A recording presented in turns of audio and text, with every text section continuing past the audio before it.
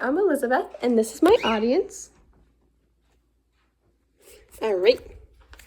Here you go.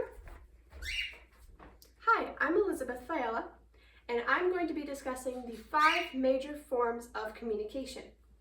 I am discussing this because I feel that it's important to tailor and adjust the style of communication that you're going to have with your intended audience.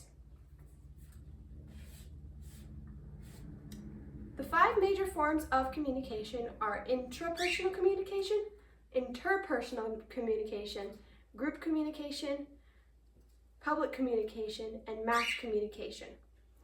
Intrapersonal communication is where you're having a conversation with yourself, whether that's in your head or out loud to yourself. Interpersonal communication is where you have a conversation with somebody else, whether it's 1 or 2 people. You're having a conversation with somebody and you're giving and receiving information.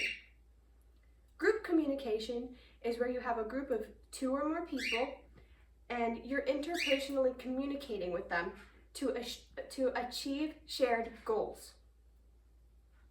Public communication is where a person is telling information to a physical audience, whether that be a room full of people or an audience full of people, an auditorium full of people.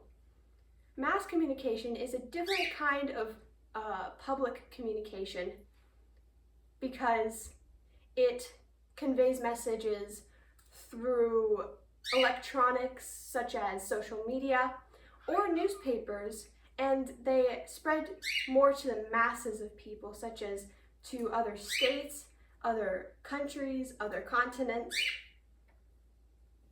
It also is sort of an illusion of personal connection, where it's such as a news organization where they talk to you and you feel a sort of connection with them. It also can shape culture. To conclude and to summarize, good communication overall is essential by sharing and receiving information to solve problems and to achieve goals. Communication influences us and teaches us things that we might have not known. What you're communicating should make sense. It should be concise and clear to ensure understanding from the audience. You have to understand what kind of communication you're having, such as you have to understand the context and the setting of the situation, as well as your audience. Know your audience. You wouldn't want to share an embarrassing story about when you were a kid to a boss or a colleague at a job interview. You have to know what form of communication is relevant to what you're talking about and the situation you're in.